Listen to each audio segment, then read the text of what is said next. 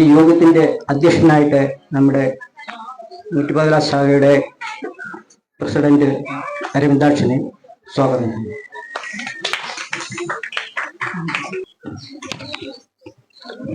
ആദ്യമായി ഈശ്വര പ്രാർത്ഥന. ഈശ്വര കൈകൂപ്പി നിൽപ്പൂ മുന്നിലീറനണിഞ്ഞമിഴികളോടെ കാരുണ്യമെന്നിൽ ഭൂവിനും കാരണമുള്ള തമ്പുരാനെ അച്ഛനും അമ്മയും പറഞ്ഞാലും അക്ഷരം തെറ്റാതനുസരിച്ചും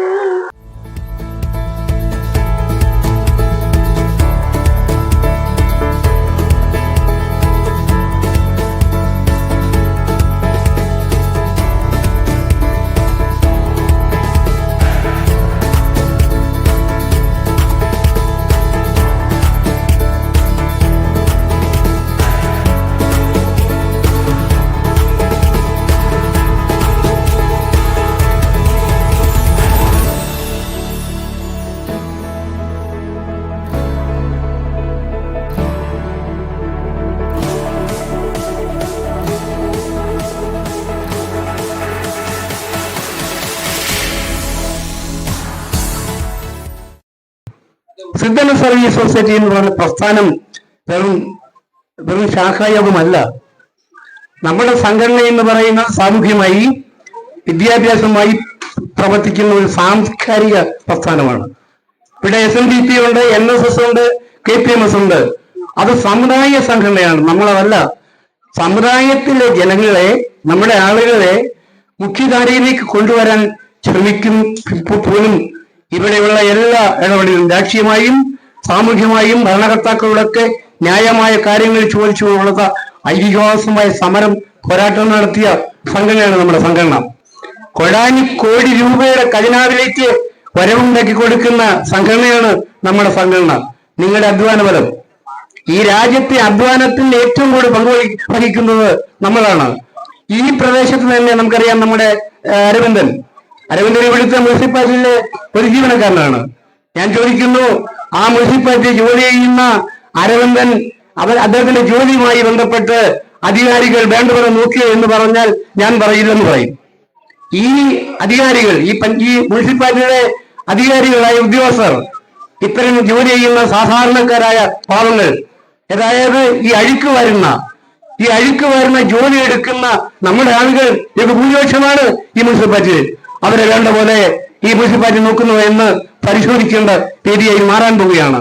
സംഘടന ശക്തി കൊണ്ട് നമ്മൾ വലിയവരാണ്, വിദ്യാഭ്യാസം കൊണ്ട് ഒരു പരിധിവരെ നമ്മൾ വലിയവരാണ്. എന്നാൽ സമസ്ത മേഖലകളിലും നമ്മളെ തള്ളപ്പെടുന്നു. എന്താ കാര്യം? നമ്മൾ സംഘടിതരല്ല. അതുകൊണ്ട് എന്ത് വേണം? നമ്മൾ പഠിക്കണം. പഠിച്ചാൽ മാത്രമേ നമുക്ക് മുന്നോട്ട് പോകാൻ കഴിയുള്ളൂ. എന്നും പടിയെടുത്ത് ഒന്നുമാകാത്ത ഒരു ജനസഞ്ചയമാണ് എന്റെ സമുദായം എന്ന് പറഞ്ഞാണ് കലർനാരായണൻ തുടങ്ങുന്നത്. അവരെ എല്ലാവർക്കും അടിക്കാനും കൊട്ടാനും ഞങ്ങൾ അനുവദിക്കില്ല എന്നുള്ള വാക്ക് ഇപ്പോഴും എന്റെ ചെവി കേൾക്കുകയാണ്. ഒരു മനുഷ്യനെ ഒന്നും കൊടുക്കേണ്ട, അവനെ ഉപദ്രവിക്കാതിരുന്നാൽ മതി. അന്ന് വഴി മഹാകവികളുടെ കൃതികൾ വായിക്കുമ്പോൾ ഉണ്ടാകുന്ന ആനന്ദത്തെ അനുഭവിക്കാൻ തക്ക ശേഷിയുള്ളവരെ സഹൃദയന്മാരെന്നും, സഹൃദയന്മാരുടെ ഹൃദയത്തിന് ആഹ്ലാദം ജനിപ്പിക്കുന്ന കവിതാധർമ്മത്തിന് ചമൽക്കാരമെന്നും, ചമൽക്കാരത്തിന് ആശ്രയമായി നിൽക്കുന്ന വാക്യഭംഗിക്ക് അലങ്കാരമെന്ന് ഭാഷണങ്ങൾ കൊണ്ട് എന്റെ ഗുരുനാഥനായ കൊച്ചുമൻ സാർ പറഞ്ഞു. എനിക്ക് അറിയാതെ കൊണ്ടറിയാം. അത് നിങ്ങൾ കൊണ്ടുവന്ന എന്റെ ചോദ്യം. നിങ്ങൾ പഠിക്കുന്ന പാഠപുസ്തകങ്ങൾ കുഞ്ഞുങ്ങൾക്ക് അറിയാമോ? നിങ്ങൾ പഠിപ്പിച്ച് എന്തെങ്കിലും നിങ്ങൾക്ക് അറിയാമോ? ഇല്ല. ഇന്ന് അങ്ങനല്ല, അന്ന് അങ്ങനല്ല. അന്ന് ഞാൻ പറയുന്നു, കണിയാങ്കുളത്തുള്ള നിങ്ങൾ മുതലാവണം. നിങ്ങൾക്ക് പഠിക്കുന്ന സമയത്ത് മാതാപിതാക്കന്മാരോടാണ് ഞാൻ പറയുന്നത്, ഒരിക്കൽ പോലും പഠിക്കുന്ന കുഞ്ഞുങ്ങളെ നിങ്ങൾ ഇന്നലെ പഠിക്കണം നീ പറയാൻ പാടില്ല. എന്റെ വാക്യമാണത്, ഞാൻ പറയുന്ന വാക്കാണത്. നിങ്ങൾ കുഞ്ഞുങ്ങളെ നിർബന്ധിക്കരുത് ഇന്നത് പഠിക്കാൻ. പക്ഷേ അവർക്ക് ഇഷ്ടമുള്ളത് പഠിക്കാൻ ആഗ്രഹിക്കണം. അവർക്ക് എന്താണോ ആഗ്രഹിക്കുന്നത് അതിനെ വിട്ടുകൊടുക്കണം. അവരെ പഠിക്കുമ്പോൾ അച്ഛനും അമ്മയും അറിയാതെ കണ്ട് അവരെ കാണണം. ഒരു കുട്ടി സ്കൂളിൽ പോയിട്ട് വരുമ്പോൾ അവന്റെ കയ്യിൽ മൊബൈൽ ഉണ്ടെങ്കിൽ നിങ്ങൾ അത് പരിശോധിക്കണം. ആ മൊബൈൽ ഉണ്ടാക്കുന്ന ദുരന്തം നിങ്ങൾക്ക് വേദന ഉണ്ടാകും. ഒറ്റയ്ക്ക് കുട്ടികളെ വീട്ടിൽ ഇരുന്ന് മൊബൈൽ ഉപയോഗിക്കാൻ പഠിപ്പിക്കരുത്, പ്രത്യേകിച്ചും അമ്മമാർ. ആ അധ്യാപൻ തെറ്റ് കാണിച്ചാൽ ഈ കുഞ്ഞ് തെറ്റിലേക്ക് പോകും. അവനെ ഉണ്ടാകുന്ന താളപ്പിഴ തെറ്റാണ്ട് പഠിപ്പിച്ചാൽ മാത്രമേ അവൻ അറിയാതെ ഉണ്ട്. ഡോക്ടർ ഒന്ന് ആ കപ്രിയെ ഒന്ന് തെറ്റിയാൽ പോകുന്നത് 1000 ജീവനാണ്. ഞാൻ പറയുന്നു, ആദ്യം അധ്യാപകൻ തെറ്റിയാൽ ജീവിതവും ഇവിടെ ജീവനും. അപ്പോൾ ആരാണ് വരുന്നത്? ഡോക്ടറാണ്. ഏറ്റവും വലിയ ആരാണ്? ഡോക്ടർ, അധ്യാപനം. അതുകൊണ്ട് അധ്യാപകരെ മുമ്പിൽ നിങ്ങൾ കൊടുക്കുമ്പോൾ നിങ്ങളുടെ കുഞ്ഞുങ്ങളെ പഠിക്കുന്നുണ്ടെന്ന് ആലോചിക്കണം. പ്രത്യേകിച്ചും കുഞ്ഞുങ്ങളെ ആലോചിക്കണം. എന്താ ആലോചിക്കേണ്ടത്? എന്റെ അമ്മ എന്നെ പഠിപ്പിക്കുന്നു, എന്റെ അച്ഛൻ എന്നെ പഠിക്കുന്നു, എനിക്ക് നല്ലവണ്ണം പഠിക്കണം. അപ്പൊ ഞാൻ സൂചിപ്പിക്കുന്നത്, പഠിക്കണം. നിങ്ങൾക്ക് പഠിക്കാൻ ആവശ്യമായ കാര്യങ്ങളുണ്ട്. നിങ്ങൾ കമ്പ്യൂട്ടർ യുഗമാണ്. നിങ്ങൾ അറിയണം, ഇന്ന് നിങ്ങളുടെ വിരൽത്തുമ്പിൽ ഈ ലോകം മുഴുവനും കാണാം. കണിയാങ്കുളം കോളത്തെ ശാഖയിലെ പിള്ളേരെ പഠിച്ച് വലുതാവണം. ഇവിടെ നിന്ന് പഞ്ചായത്തിന്റെ പ്രസിഡന്റ് ആവണം. ഇവിടെ ഡോക്ടർമാരുണ്ടാകണം. ഇവിടെ എല്ലാം ഉണ്ടാകണം. എന്തിന്? നമുക്കത് കഴിയും. അത് കഴിയാനുള്ള പ്രേരക ശക്തിയാണ് ഞങ്ങൾ നിങ്ങൾക്ക് തരുന്നത്. അങ്ങനെ നിങ്ങൾക്ക് കഴിയണം. കുഞ്ഞുങ്ങൾ നല്ലവണ്ണം പഠിക്കണം. നിങ്ങളുടെ വിദ്യാഭ്യാസം നിങ്ങൾ ശ്രദ്ധിക്കണം. പക്ഷെ നിങ്ങൾ ഒരു അപകടത്തിലും പോരുത്. നല്ല കുഞ്ഞുങ്ങളായി പഠിച്ചു വരണം. ഒരു കുട്ടിക്കാണ് ഇവിടെ A+ ഉള്ളത്, പോരാ.